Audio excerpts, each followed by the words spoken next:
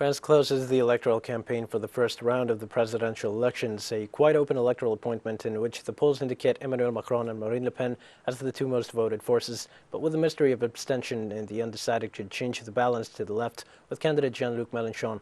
More details in the following report. France is preparing for the polls to be held again this Sunday, with candidate Emmanuel Macron seeking a second term in office after 5 years marked by yellow vest protests, neoliberal policies and the pandemic management. We see more and more in the polls that Marine Le Pen and the extreme right are getting higher and higher. And today the only candidate who can stand up to this is Emmanuel Macron. And not only voting for someone against the extreme right, but because he truly has a project, a vision for France. He's the only one who during the crisis today and during the crisis in Ukraine makes of Europe not only a resource, but really the resource par excellence. The far-right Marine Le Pen appears second in the polls and is emerging as Macron's rival in the ballot on April the 24th.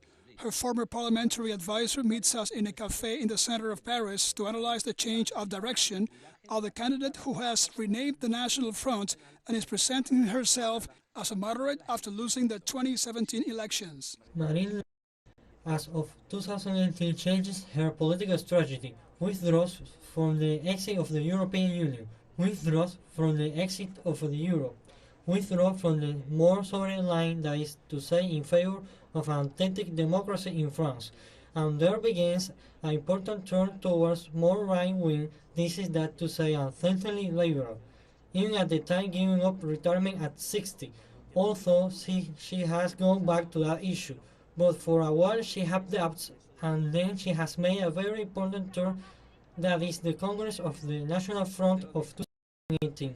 Out of the 10 remaining candidates, Jean-Luc Mélenchon is the only one with a chance of making it to the second round, and he is presented as the candidate of the useful vote in a divided left that could hold back the right. In the last poll conducted, Mr. Emmanuel Macron is in the first place, followed by Marine Le Pen and then Mr. Mélenchon with 17% of the votes.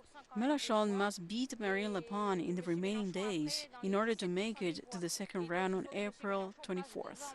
The French electoral campaign opens the possibility for the nearly 49 million French voters to reflect on the April the 10th elections, in which the ghost of abstention and undecided voters will decide which side will tip the scales.